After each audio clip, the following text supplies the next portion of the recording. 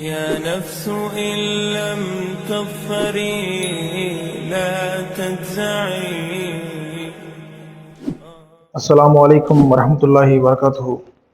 இன்று முஆவியா பின் அபூ சுஃபியான் அவர்களால் கொலை செய்யப்பட்ட சத்திய சஹாபாக்கள் பற்றிய வரலாற்று நிகழ்வுகளை நாம் இப்போது சுருக்கமாக பார்க்கலாம்.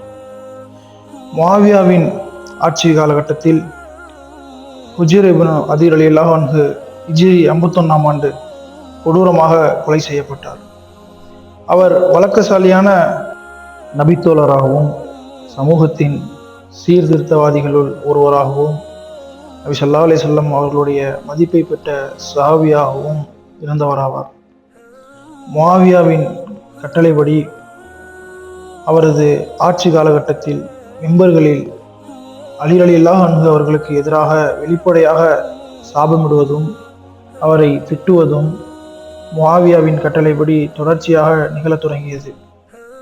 அதனால் முஸ்லிம்களின் உள்ளம் ஒவ்வொரு இடத்திலும் புண்படுத்தப்பட்டது. ஆனால் மக்கள் கோபத்தை அடக்கி கொண்டு பொறுமையாகத்தான் இருந்தார்கள். ஆனால் கூஃபாவில் வாழ்ந்த நபித்தோழர் ஹுஜைர் இப்னு அதீர் ரலியல்லாஹு அன்ஹு அவர்களால் இவற்றையெல்லாம் பொறுத்து கொள்ள முடியவில்லை. அவர் பதிலுக்கு மௌலா அலி ரலியல்லாஹு அன்ஹு அவர்களை புகழ்ந்து முஆவியாவை இகழ ஆரம்பித்தார். இவற்றை முகிரா பின் ஷோபா ரலியல்லாஹு அன்ஹு அவர்கள் அங்கு ஆளுநராக இருந்தவரை அவரை கண்டுகொள்ளாமல் விட்டுவிட்டார். அதனால் கோபமடைந்த முஆவியா அவர்கள் முகிரா பின் ஷோபா ரலியல்லாஹு அன்ஹு அவர்களை அங்கிருந்து பதவி நீக்கம் செய்து அதற்கு பதிலாக ஜியாதிடம் பசராவுடன் இணைத்து கூஃபாவும் ஒப்படைக்கப்பட்டது. ஜியாத் யார் என்றால் முஆவியா அவர்களின் தந்தையான அபூ சுஃபியான் அவர்களுக்கு விபச்சாரத்தின் மூலம் பிறந்தவராவார். இவனது ஆட்சியிலும் மௌலா அலி ரலியல்லாஹு அன்ஹு அவர்களுக்கு எதிராக சாபமிடுவதும் திட்டுவதும் தொடர்ந்தது. இதனால் ஜியாதிற்கும் ஹுஜைர் பின் அதீர் ரலியல்லாஹு அன்ஹு அவர்களுக்கும் மத்தியில் மோதல் தொடங்கிவிட்டது. ஜியாது மெம்பரில் உரையாற்றும் போது மௌலா அலி ரலியல்லாஹு அன்ஹு அவர்களை திட்ட முற்படும் போது அதற்கு ஹுஜைர் பின் அதீர் ரலியல்லாஹு அன்ஹு அவர்கள் பதிலளிக்க தொடங்கினார். ஒரு நாள் ஜியாது வெள்ளிக்கிழமை தொழுகையை தாமதப்படுத்தி தொலை வைத்ததால் ஹுஜைர் இப்னு அதீர் ஜியாதை கண்டித்தார். இதன் காரணமாக இறுதியில் ஹுஜைர் பின் அதீர் ரலியல்லாஹு அன்ஹு அவர்களும் அவருடைய 12 தோழர்களும் அநியாயமாக ஜியாதால் கைது செய்யப்பட்டார்கள். அவர்கள் மீது கீழ்காணும் அவதூறு குற்றச்சாட்டுகளும் சுமத்தப்பட்டன. 1. கலீஃபாவை வெளிப்படையாக திட்டினார்கள் என்றும், 2வது நம்பிக்கையாளர்களின் தலைவருக்கு எதிராக போரிடுவதற்கு அழைப்பு விடுத்தார் என்றும், 3வதாக கிலாஃபத்துக்கு அபூதாலிபின் குடும்பத்தை தவிர வேறு யாருக்கும் உரிமை இல்லை என்று வாதிட்டார்கள் என்றும், 4வதாக நகரில் குழப்பம் விளைவித்து நம்பிக்கையாளர்களின் தலைவரால் நியமிக்கப்பட்ட அதிகாரியை அங்கிருந்து வெளியேற்றினார்கள் என்றும், 5வதாக அபூ துராபுக்கு, இது அலி ரலியல்லாஹு அவர்களின் புனைப்பெயராகும், அவர்களுக்கு ஆதரவளித்து அவருக்காக பிரார்த்தனையும் அல்லாஹ்விடம் செய்கிறார்கள் என்று கூறி இதையும் ஒரு குற்றமாக கருதி மொத்தம் 5 குற்றச்சாட்டுகள் இவர்கள் மீது சுமத்தி இவர்களை கைது செய்தார்கள். இந்த அவதூறு குற்றச்சாட்டுகளை நிரூபிக்கும் விதமாக பலருடைய சாட்சிகளும் சேர்க்கப்பட்டன. சாட்சிகளாக சேர்க்கப்பட்டவர்களில் காலி சுஹைரும் ஒருவர். இதில் விஷயம் என்னவென்றால், இதில் நாமும் சாட்சியாக சேர்க்கப்பட்டோம் என்று அவருக்கே தெரியாது. பிறகு அவர் முஆவியாவுக்கு இப்படி ஒரு கடிதம் எழுதி அனுப்பினார். அந்த கடிதம் பின்வருமாறு: ஹுஜைர் இப்னு அதீருக்கு எதிராக சேர்க்கப்பட்டுள்ள சாட்சிகளில் நானும் ஒருவன் என்பதை கேள்விப்பட்டேன். அவரை குறித்து என்னுடைய உண்மையான சாட்சியம் இதோ. அவர் தொழுகையை நிலைநிறுத்தக்கூடிய, ஜக்காத்தை வழங்கக்கூடிய, எப்போதும் ஹஜ் உம்ரா நிறைவேற்றக்கூடிய, நன்மையை ஏவக்கூடிய மற்றும் தீமையை தடுக்கக்கூடிய மனிதர்களுள் ஒருவராக எப்போதும் திகழ்ந்தார். அவரை கொல்வதும் அவருடைய செல்வத்தை பறிப்பதும் ஹராமாகும். என்னுடைய சாட்சியத்தை நான் கூறிவிட்டேன். நீங்கள் விரும்பினால் அவரை கொன்றுவிடுங்கள், இல்லையெனில் மன்னித்து விடுங்கள் என்று அந்த கடிதத்தில் குறிப்பிடப்பட்டிருந்தது. இவ்வாறு அவர் குற்றம் சாட்டப்பட்டவராக முஆவியாவிடம் அனுப்பி வைக்கப்பட்டார். இந்த அவதூறு குற்றங்களுக்காக முஆவியா அவர்கள் உஸூர் பின் அதி ரலியல்லாஹு அன்ஹு அவர்களை கொல்லும்படி உத்தரவிட்டார். கொல்வதற்கு முன்னால் கொலை செய்யும் பணியாளர்கள் உஸூர் பின் அதி ரலியல்லாஹு அன்ஹு அவர்களிடம், நீங்கள் அலியை விட்டு விலகி அவருக்கு சாபமிட்டால் உங்களை உயிருடன் விட்டுவிடும்படி நாங்கள் முஆவியாவால் உத்தரவிடப்பட்டுள்ளோம். அப்படி நீங்கள் செய்யவில்லை என்றால் நாங்கள் உங்களை நிச்சயம் கொள்வோம் என்றார்கள். இந்த நிபந்தனைக்கு உஸூர் பின் அதி ரலியல்லாஹு அன்ஹு அவர்களும் அவர்களுடைய தோழர்களும் மறுத்துவிட்டார்கள். ஏனென்றால் இவர்கள் முஆவியாவை போன்று மக்கா வெற்றிக்கு பிறகு இஸ்லாத்தை ஏற்றவர்கள் கிடையாது. இந்த தீனை மேலோங்க வைக்க ஆரம்ப காலத்தில் நபி ஸல்லல்லாஹு அலைஹி வஸல்லம் அவர்களுடன் இணைந்து பத்ர், உஹது போன்ற போர்களில் இஸ்லாத்திற்காக இரத்தம் சிந்திய சஹாபாக்கள். அப்போது உஸூர் பின் அதி ரலியல்லாஹு அன்ஹு அவர்கள் கூறினார், இறைவனை கோபத்துக்குள்ளாக்கும் ஒரு வாசகத்தை நான் என் நாவிலிருந்து எப்போதும் வெளிப்படுத்த மாட்டேன் என்று கூறினார்கள். இதன் காரணமாக இறுதியில் அவரும் அவருடைய 12 தோழர்களும் முஆவியாவால் கொடூரமாக கொல்லப்பட்டார்கள். உஸ்மான் இப்னு ஹஸ்ஸான் என்பவரை மட்டும் முஆவியா கொடியவன் ஜியாதிடம் அனுப்பி அவரை கொடூரமாக கொல்லும்படி கடிதம் எழுதினார். ஆகவே அவர் உயிரோடு புதைக்கப்பட்டு கொடூரமாக கொல்லப்பட்டார். ஆதாரம் இப்னு ஜரீரு தபரி, தாரிகு தபரி, பாகம் 4, பக்கம் 190. இந்த சம்பவம் மேலும் 5 கிரந்தங்களில் பதிவு செய்யப்பட்டுள்ளது. அவற்றை இங்கே குறிப்பிடுகிறேன். இந்த சம்பவம் சமூகத்தின் நலம் விரும்பிகள், சத்திய சஹாபாக்கள் அனைவரையும் உலுக்கி எடுத்தது. அப்துல்லாஹ் இப்னு உமர் ரலியல்லாஹு அன்ஹு அவர்கள் மற்றும் அன்னை ஆயிஷாவும் இந்த செய்தியை கேள்விப்பட்டு கடுமையாக கவலையடைந்தார்கள். அன்னை ஆயிஷா நாயகி அவர்கள் இந்த தகவலை முன்பே அறிந்து முஆவியாவுக்கு இப்படி செய்ய வேண்டாம் என கடிதமும் எழுதினார்கள். ஆனால் அன்னையின் பேச்சுக்கு முஆவியா மதிப்பளிக்கவில்லை.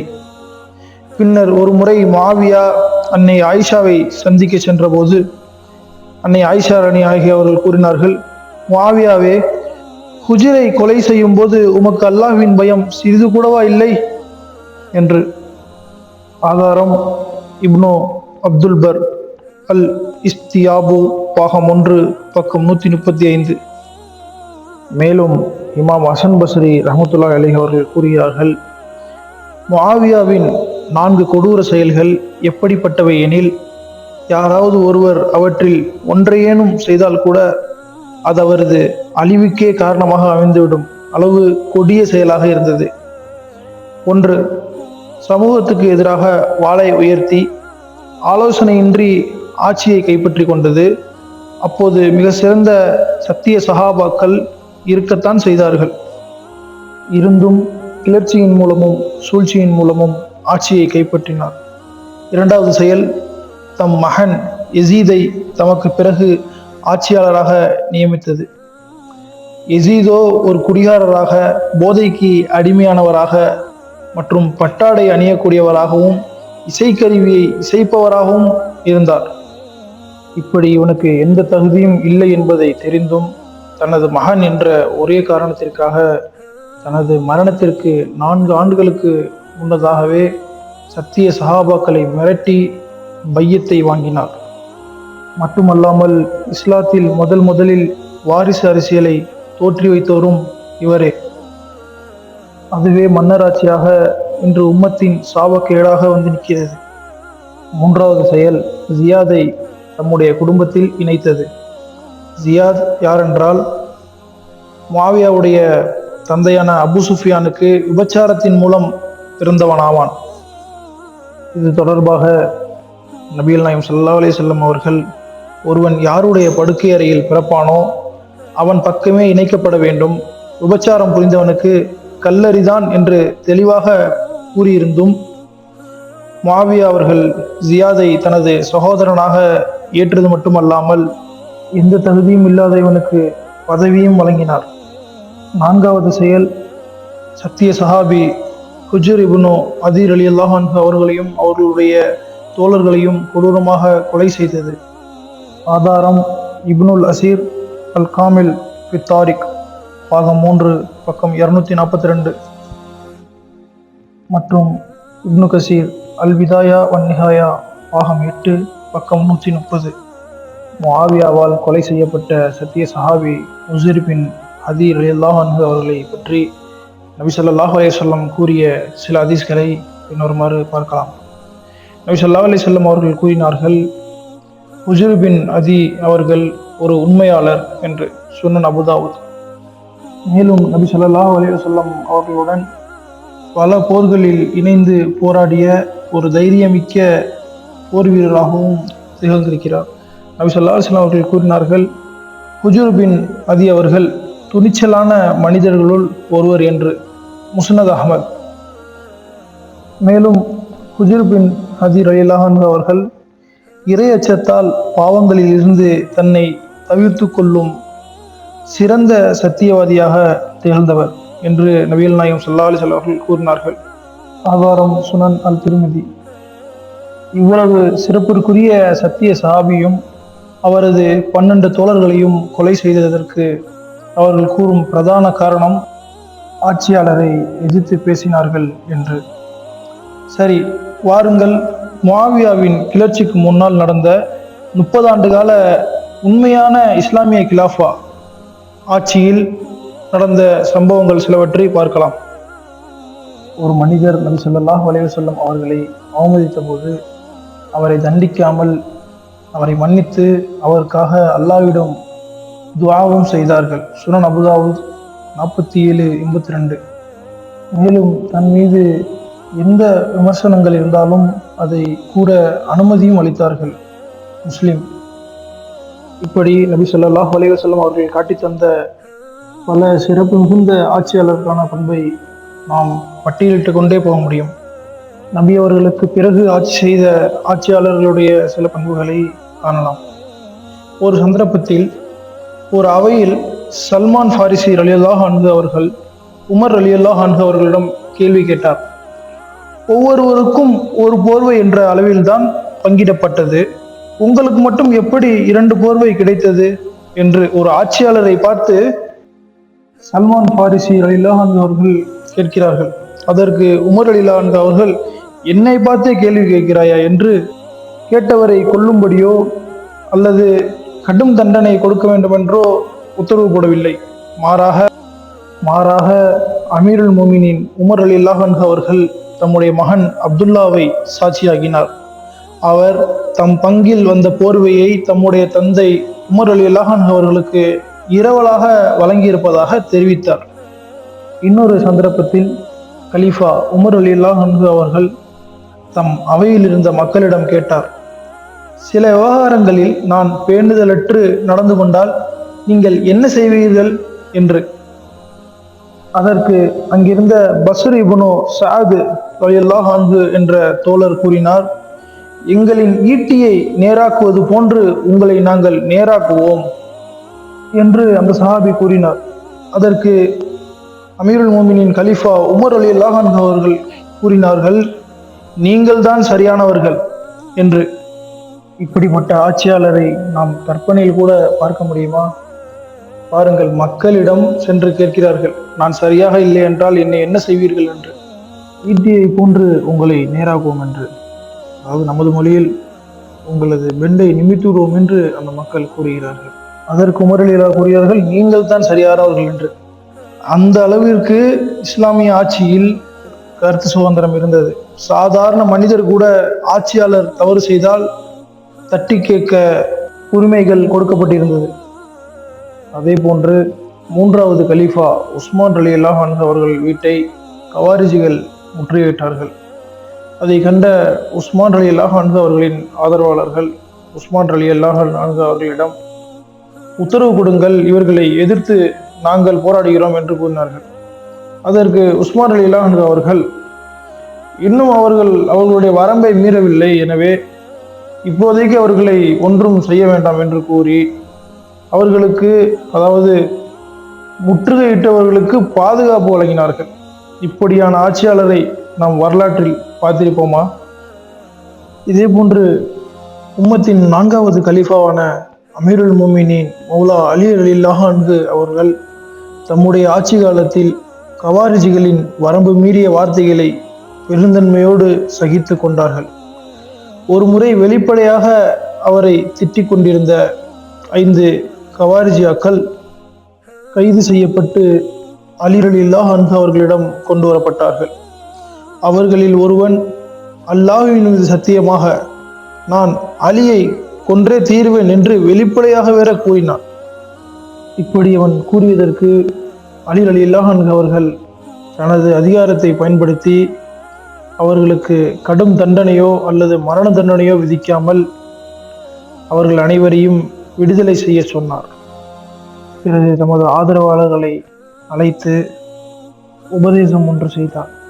அதில் அலி ரலியல்லாஹு அன்ஹு அவர்கள் கூறுகிறார்கள், அவர்கள் திட்டினால் நீங்களும் திட்டுங்கள். அவர்கள் வெளிப்படையான நடவடிக்கைகளில் ஈடுபடாதவரை நாவால் என்னை பகைப்பது தண்டிக்கும் அளவு ஒன்றும் பெரிய குற்றம் அல்ல என்று கூறி ஒரு ஆட்சியாளரையே கொலை செய்ய வந்தவர்களை மன்னித்து அனுப்பி வைத்தார் மௌலா அலி ரலியல்லாஹு அன்ஹு அவர்கள். இப்படிப்பட்ட ஆட்சியாளர்களை நாம் கற்பனையில் கூட இன்று பார்க்க முடியுமா? உஸ்மான் ரலியல்லாஹு அன்ஹு அவர்கள் தன் வீட்டை முற்றுகையிட்டவர்களை ஒன்றும் செய்யாமல் அவர்களுக்கு பாதுகாப்பும் வழங்கினார். அலி ரலியல்லாஹு அன்ஹு அவர்களோ அல்லாஹ்வின் மீது சத்தியமாக உன்னை கொல்வேன் என்று கூறியவர்களை மன்னித்து விடுதலையும் செய்தார்கள். விடுதலை செய்துவிட்டு சொன்னார்கள், நாவால் என்னை பகைப்பது தண்டிக்கும் அளவு ஒன்றும் பெரிய குற்றம் இல்லை என்று. சுபஹான் அல்லாஹ், எப்படி ஒரு ஆட்சியாளர்கள் இருக்க வேண்டும் என்று ஒரு எடுத்துக்காட்டாக இந்த உலகிற்கு வாழ்ந்து காட்டி சென்றார்கள். ஆனால் இவர்களுக்கு பிறகு கலீஃபா அலி ரலியல்லாஹு அன்ஹு அவர்களை எதிர்த்து கிளர்ச்சி செய்து சூழ்ச்சி செய்து ஆட்சிக்கு வந்த முஆவியா அவர்கள் ஆட்சி எப்படி இருந்தது வாங்கள் பார்ப்போம். அவரது ஆட்சியில் மக்களுக்கு பேச்சு சுதந்திரம் கிடையாது. எதிர்த்து பேசினால் ஹுஜ்ர் பின் அதி ரலியல்லாஹு அவர்களை போன்ற சஹாபியாக இருந்தாலும் சரி, அவர்கள் கொல்லப்படுவார்கள். மக்கள் ஆட்சியாளரை எதிர்த்து கேள்வி கேட்டால் அவர்கள் அவதூறு குற்றச்சாட்டுகள் சுமத்தி கொல்லப்பட்டனர். மக்களின் பணத்தை தனது குடும்ப சொத்து போல் பாவித்து ஆடம்பர வாழ்க்கை வாழ்ந்தார்கள்.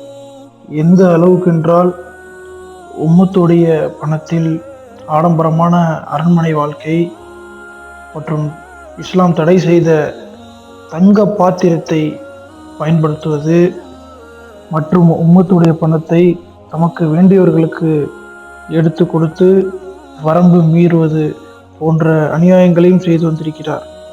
அது மட்டுமல்லாமல் தனக்கு வேண்டியவர்களுக்கு பதவியையும் அதிகாரத்தையும் வழங்குவது, அவர்கள் தகுதி இல்லாதவர்களாக இருந்தாலும் கூட ஜியாது போன்று விபச்சாரத்தில் பிறந்த கேடு கெட்டவனுக்கு கூட பதவி வழங்குவது, இன்னும் வாரிசு அரசியலை தோற்றி வைத்து தனது மகன் யசீத் ஒரு குடிகாரன், இசைக்கருவி இசைப்பவன், ஒரு கேடுகட்டவன் என்று தெரிந்தும் அவனை இந்த உம்மத்துக்கு முஆவியா அவர்கள் உயிருடன் இருக்கும்போது தமது அரசியல் வாரிசாக யசீதை அறிவித்தது மட்டுமல்லாமல் அன்றைய காலகட்டத்தில் வாழ்ந்த சத்திய சஹாபாக்களையும் மிரட்டி வலுக்கட்டாயமாக பையத்தும் வாங்கினார்.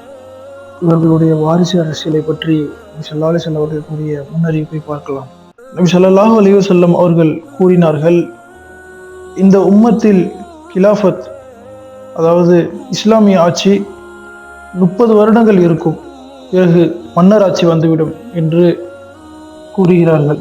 மேலும் சஃபீனார் அலி அவர்கள் கூறுகிறார்கள், அபூபக்கர், உமர், உஸ்மான் மற்றும் அலி ரலியல்லாஹு அன்ஹு ஆகியோரின் கிலாஃபத்தை, அதாவது அவர்கள் செய்த இஸ்லாமிய ஆட்சியை எண்ணுங்கள் என்று. அதற்கு சயீத் ரலியல்லாஹு அன்ஹு அவர்கள் கூறுகிறார்கள், எண்ணினால் மொத்தம் 30 ஆண்டுகள் வருகிறது என்று. மேலும் சயீத் ரலியல்லாஹு அன்ஹு அவர்கள் கூறுகிறார்கள், நான் சஃபீனா ரலியல்லாஹு அன்ஹு அவர்களிடம், ஆனால் பனு உமையாக்கள் இதையும் கிலாஃபத் என்றுதானே சொல்கிறார்கள் என்று கேட்டேன்.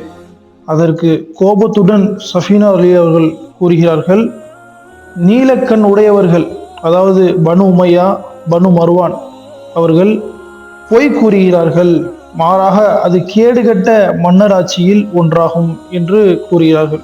ஆதாரம் திருமிதி 2226 பதிவு செய்யப்பட்டுள்ளது. இப்படி முஆவியா அவர்கள் அவரது ஆட்சியில் இவ்வளவு கொடூரங்களை நிகழ்த்தியிருந்தும், அதற்கான ஹதீஸ் மற்றும் வரலாற்று ஆதாரங்கள் இருந்தும், இவர்களுடைய செயல்களை பற்றிய முன்னறிவுகளும் இருந்தும், இவரை பற்றி இன்றைய சவுதி அரச குடும்ப ஆதரவு பெற்ற அரச உலமாக்கள் ஏன் வாய் திறக்கவில்லை என்ற கேள்விக்கான பதில் இந்த காணொளி கடைசியில் புரியும். இன்றைய சவுதி அரச குடும்பத்திற்கும் முஆவியாவிற்கும் உள்ள ஒற்றுமை மற்றும் தொடர்பு என்ன என்பதை பற்றி மேலோட்டமாக பார்க்கலாம். இன்று சவுதியில் இப்படியெல்லாம் அனாச்சார சீரழிவுகள் நடக்கிறது என்று சிலவற்றை ஆதாரத்துடன் பார்ப்போம். இறை தூதர் முஹம்மது நபி ஸல்லல்லாஹு அலைஹி வஸல்லம் அவர்கள் தடை செய்த மது இன்று அங்கு ஹலாலாக்கப்பட்டது. மற்றும் இசையை வளர்க்க சவுதியில் பிரம்மாண்டமாக ஒரு யூனிவர்சிட்டி காலேஜ் கட்டப்பட்டது. மற்றும் அல்லாஹுவால் சாபமிடப்பட்ட அல் ஊலா என்ற இடம் இப்போது சுற்றுலா தலமாக ஆக்கப்பட்டது. கேட்டால் சவுதி அரசு அந்த இடத்தை எங்களது பாரம்பரிய இடம் என்று கூறுகிறது. ஆனால் அந்த இடம் இறைவனால் சாபமிடப்பட்ட இடமாகும். ஒருமுறை நபி ஸல்லல்லாஹு அலைஹி வஸல்லம் அவர்கள் தபூக் யுத்தத்திற்கு சென்று திரும்புகையில் ஒரு இடத்தில் ஓய்வெடுத்துக் கொண்டிருந்தார்கள். அப்பொழுது சஹாபாக்களை அழைத்து இது எந்த இடம் என்று கேட்டார்கள். அதற்கு சஹாபாக்கள் இதுதான் அல் ஊலா என்று கூறினார்கள். அதற்கு நபி அவர்கள் இது இறைவனால் சாபமிடப்பட்ட இடமாகும், உடனே இங்கிருந்து கிளம்புங்கள் என்று சஹாபாக்களை அழைத்து சென்றார்கள். ஆனால் இன்றைய சவுதி அரசாங்கம் அந்த இடத்தை எங்களது கலாச்சார இடம் என்று கூறி அந்த இடத்தில் பலவிதமான அனாச்சாரங்களை சுற்றுலாத்துறை என்ற பெயரில் செய்து வருகிறது இந்த சவுதி அரச குடும்பம். பொதுவாக இறை தூதர் முஹம்மது நபி ஸல்லல்லாஹு அலைஹி வஸல்லம் அவர்களுக்கு மீலாது விழா என்ற பெயரில் இந்தியா மற்றும் ஸ்ரீலங்கா போன்ற நாடுகளில் கூட பிறந்த நாள் கொண்டாடுவார்கள். அதனை ஹராம் என்றும் இதை கொண்டாடுவது தவறு என்றும் கூறி வந்த சவுதி அரச குடும்ப உலமாக்கள் இன்று சைத்தானிற்காக ஹாலோவீன் என்ற பண்டிகையை வெகு விமர்சையாக கொண்டாடுகிறார்கள். இதில் கவலைக்கும் சந்தேகத்திற்கும் உரிய விடயம் என்னவென்றால், நபி ஸல்லல்லாஹு அலைஹி வஸல்லம் அவர்களுக்கு பிறந்தநாள் கொண்டாடுவது தவறு என்று சொல்லும் இந்த நவீன சலஃபுகள் என்று தங்களை காட்டிக்கொள்ளும் சவுதி அரச குடும்ப உலமாக்களுக்கு இப்படி சவுதியில் அப்பட்டமாக நடக்கும் அனாச்சாரங்கள் இவர்கள் கண்களுக்கு தெரிவதில்லையே ஏன்? காரணம், தெரிந்தவர்கள் பின்னூட்டத்தில் கூறுங்கள், தெரியாதவர்கள் கவனமாக கடைசி வரை பாருங்கள். மேலும் சவுதி கடற்கரையில் பிகினி என்று சொல்லப்படும் ஆபாச அரைகுடை ஆடையை அங்குள்ள பெண்கள் அணிந்து குளிக்கலாம் என்று சவுதி அரசு அனுமதி வழங்கியுள்ளது. அது மட்டுமல்லாமல் நைட் மியூசிக் பார்ட்டி என்ற பெயரில் இரவு நேர கேளிக்கைகளையும் திறந்துள்ளது. மேலும் நபியுடைய பூமியில் நடக்கும் இந்த அனாச்சாரங்களை கண்டு மனமுடைந்து பொதுவெளியில் மற்றும் சமூக வலைதளத்தில் பேசி சவுதி அரசிடம் கேள்வி கேட்ட 5000த்திற்கும் மேற்பட்ட இமாம்கள் மற்றும் மார்க்க அறிஞர்களை கைது செய்து சிறையில் அடைத்தது இந்த அரச குடும்பம். மேலும் இந்த அனாச்சாரத்தை குறித்து பேசிய புனித மக்காவின் இமாம் ஷேக் சாலிஹ் அல் தாலிப் அவர்களுக்கு 10 ஆண்டுகள் கடும் சிறை தண்டனை விதித்தது இந்த சவுதி அரசு. அது மட்டுமல்ல, இவர்களுடைய இந்த அனாச்சாரத்திற்கு எதிராக சத்தியத்தை பேசும் இமாம்கள் மார்க்க அறிஞர்களிடம் இவர்கள் எப்படி நடந்து கொள்கிறார்கள் என்று நீங்களே பாருங்கள்.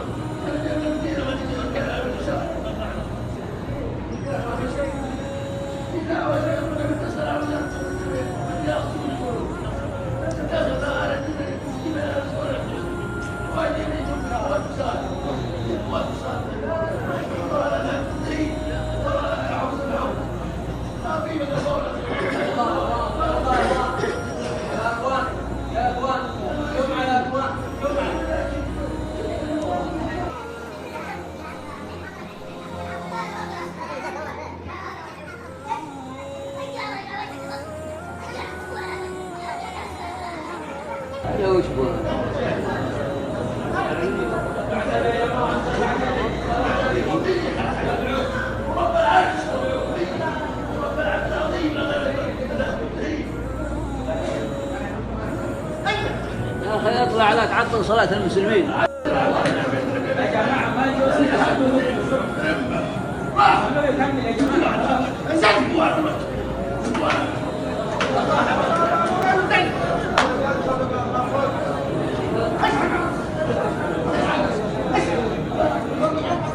பாருங்கள், இப்படிப்பட்ட அநியாயங்களை எதிர்த்து பேசுகிறார் என்ற ஒரே காரணத்திற்காக வயது முதிர்ந்த இமாம் என்று கூட பாராமல் அவரை இப்படி அடித்து வலுக்கட்டாயமாக மெம்பலிலிருந்து இறக்குகிறார்கள்.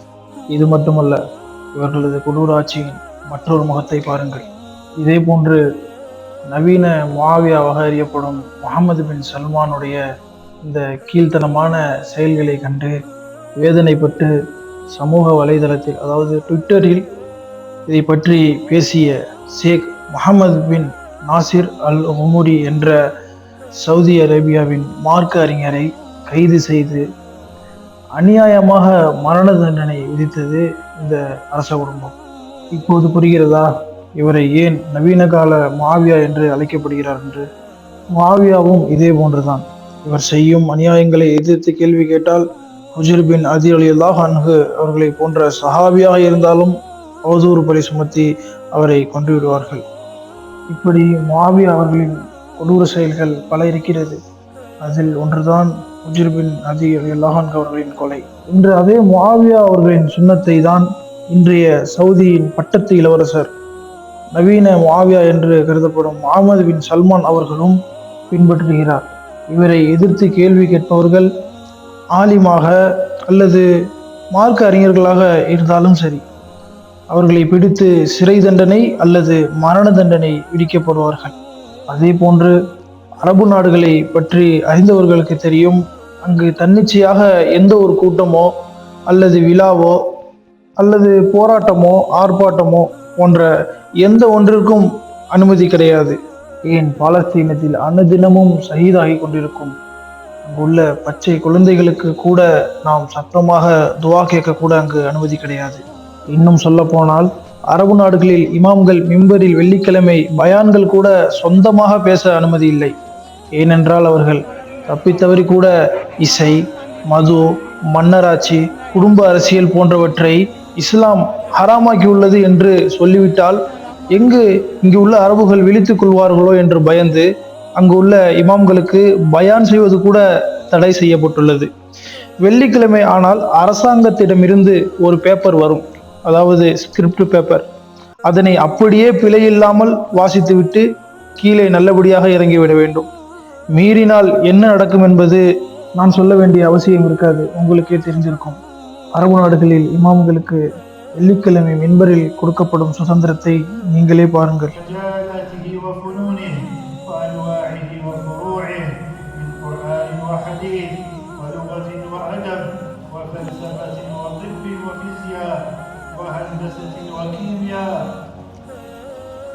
وعلوم فضاء بنية صالحة يؤجر عليه حسنات ويعلو به عند الله درجات. وبطلب العلم النافع تتقدم المجتمعات وتبنى الحضارات وتتحقق الإنجازات وتدرك الريادة في كل المجالات. فيا طلاب العلم اعلموا أن في طلبكم للعلم عبادة لربكم وفائدة لأنفسكم ونفعا لمجتمعكم ورقيا لوطنكم. إنه பார்த்தீர்களா, இந்தியாவில் கூட இது போன்ற இழி செயல் கிடையாது. இன்று இமாம்களுக்கு மன்னராட்சியில் கொடுக்கப்படுகின்ற மரியாதை இவ்வளவுதான். இது போன்ற மோசமான இழி செயல்களை இவர்கள் திடீர் என்று செய்யவில்லை. நாம் நவீன கால முஆவியாவாக கருதும் முஹம்மது பின் சல்மான் அவர்கள் சொன்னதை தான் செய்து கொண்டிருக்கிறார். அவர் அப்படி என்ன சொன்னார் என்று நீங்களே பாருங்கள். أنا أعتقد أن أوروبا الجديدة هي الشرق الأوسط.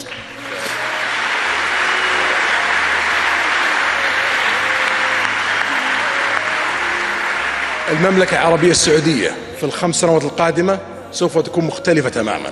البحرين سوف تكون مختلفة تماما. الكويت حتى قطر على خلافنا معاهم لديهم اقتصاد قوي سوف تكون مختلفة تماما بعد 5 سنوات. الإمارات، عمان، لبنان، الأردن، مصر، العراق والفرص التي لديها إذا نجحنا في ال5 سنوات القادمة سوف تلتحق فينا دول أكثر وسوف تكون النهضة القادمة في العالم في 30 سنة القادمة في الشرق الأوسط إن شاء الله. هذه حرب السعوديين، هذه حربي اللي أخوضها شخصيا، ولا أريد أن أفارق الحياة إلا وأرى الشرق الأوسط في مقدمة مصاف في العالم، وأعتقد أن هذا الهدف سوف يتحقق 100%. الله يعطيك طول العمر يا سيدي.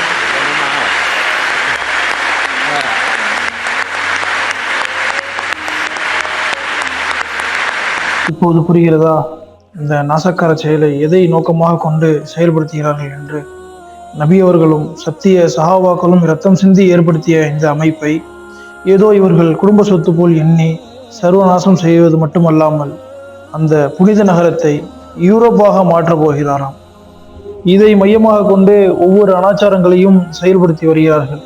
அதாவது ஆபாச உடை, மது ஹலாலாக்கப்பட்டது, இசைக்கான பிரம்மாண்ட கல்லூரி மற்றும் ஜியோனிஸ்டுகளின் கடவுளான சைத்தானுக்கு இவர்கள் ஆலவின் என்ற பெயரில் விழா நடத்துவது மற்றும் இவற்றையெல்லாம் எதிர்த்து கேள்வி கேட்கும் மார்க்க அறிஞர்கள், இமாம்களை கைது செய்வது, சிறைப்படுத்துவது, மரண தண்டனை விதிப்பது என இவர்கள் செய்யும் அனைத்து அட்டூழியங்களுக்கும் காரணம் என்னவென்று இப்போது உங்களுக்கு நன்றாக புரிந்திருக்கும். மேலும் நபி அவர்கள் பிறந்த மண்ணில் இவ்வளவு அனாச்சாரங்கள் செய்கிறார்களே என்று பொதுமக்கள் சமூக வலைதளத்தில் கேள்வி எழுப்பினால் அதற்கு அலையாவி இருந்தாலியாக அரச குடும்ப ஆதரவு பெற்ற அரசு அறிஞர்கள் கொடுக்கும் பதில்,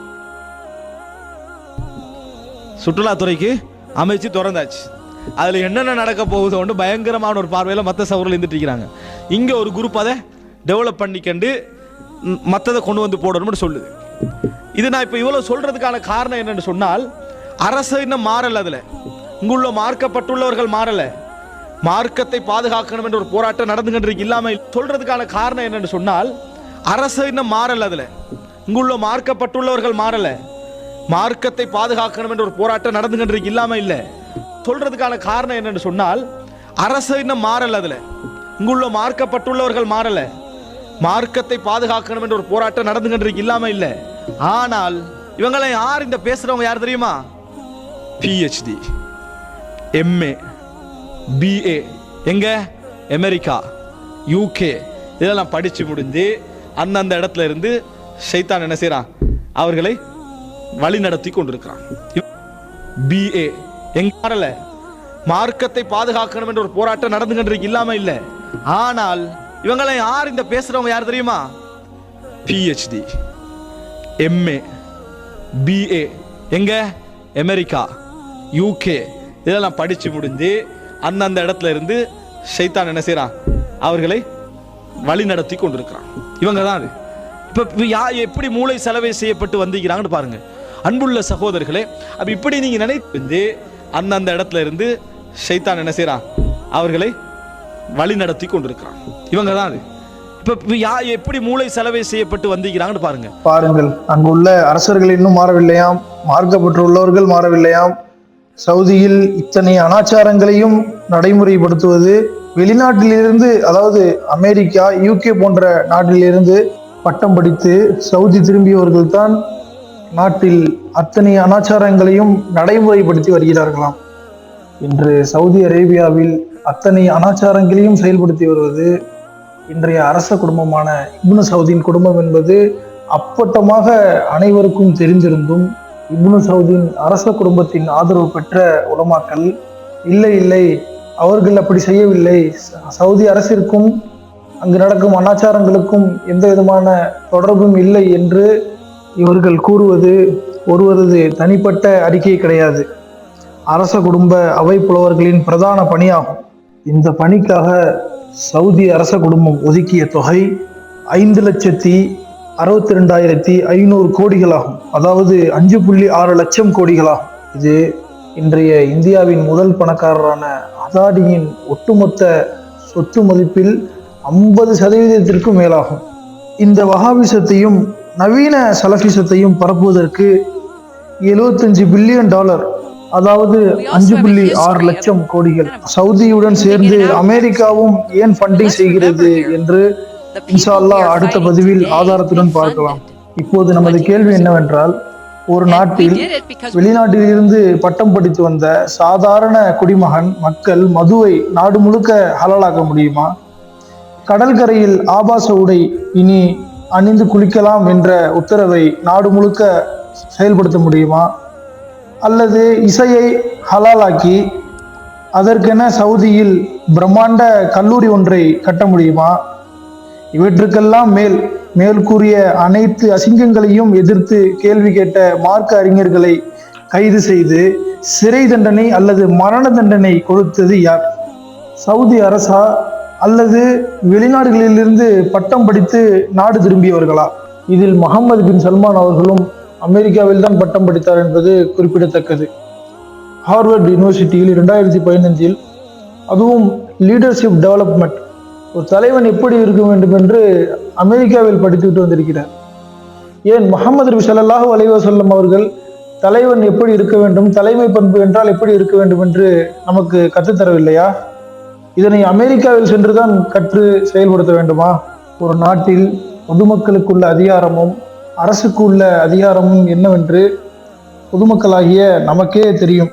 அதுவும் சவுதி போன்று மன்னராட்சி நடக்கும் நாடுகளில் மார்க்க அறிஞர்களுக்கும் இமாம்களுக்குமே சுதந்திரமாக பேச அனுமதி இல்லாத பொழுது எப்படி வெளிநாடுகளிலிருந்து பட்டம் படித்து வந்தவர்களுக்கு ஒரு நாட்டில் சட்டம் ஏற்றும் அளவிற்கு அதிகாரம் கிடைக்கும்? ஆக சவுதி அரசு இவ்வளவு அநியாயங்கள் செய்கிறது என்று அப்பட்டமாக தெரிந்திருந்தும் அங்கு நடக்கும் அநியாயத்திற்கும் அரசிற்கும் எந்த சம்பந்தமும் இல்லை என்ற மிகப்பெரிய பொய்யை இந்த அரச குடும்ப ஆதரவு பெற்ற உலமாக்கள் கூறுவதற்கான காரணம் என்ன? இந்த கேள்வியை சத்தியத்தையும் அசத்தியத்தையும் பிரித்தறியக்கூடிய வேதம் வழங்கப்பட்ட உங்களிடமே விட்டுவிடுகிறேன். இதற்கான பதிலையும் முஆவியா அவர்களுக்கும் நவீன முஆவியாவாக கருதப்படும் முகமது பின் சல்மானுக்குமான ஒற்றுமையை இன்ஷா அல்லாஹ் ஆதாரத்துடன் அடுத்த பதிவில் பார்ப்போம். அஸ்ஸலாமு அலைக்கும் வரஹ்மத்துல்லாஹி வபரகாத்துஹு. கல்வி அகற்றப்படுவதும் அறியாமை வெளிப்படுவதும் ஏற்படாதவரை இந்த உலகத்திற்கு கியாம நாள் வராது. கல்வி அகற்றப்படும் என்றால் அல்லாஹு தஆலா இந்த உலகத்தில் மார்க்க அறிஞர்களை கைப்பற்றுவதன் மூலம் அல்லாஹு தஆலா இந்த உலகத்திலே இருந்து மெல்ல மெல்ல இந்த கல்வியை அல்லாஹ் அகற்றுவான். பிறகு அறியாமையில் விட்டு விடுவான். அதற்கு பிறகு அறிவியினர்கள் அவர்களுக்கு தலைவர்களாக வருவார்கள். அவர்களிடத்திலே மக்கள் மார்க்க விளக்கம் கேட்பார்கள். அவர்கள் மார்க்க தீர்ப்பும் வழங்குவார்கள். அவர்களும் வழிகட்டு மக்களையும் அவர்கள் வழிகெடுப்பார்கள். நரக நெருப்புக்குரிய காரியங்களை மக்கள் செய்ய ஆரம்பிப்பார்கள். அவர்கள் செய்வதை சுட்டி காண்பிக்க சிறந்த மார்க்க அறிஞர்கள் இருக்க மாட்டார்கள். நேரான வழியை காண்பிக்கிற அறிஞர் பெருமக்கள் இந்த பூமியில் எங்கும் நீங்கள் பார்க்க முடியாது.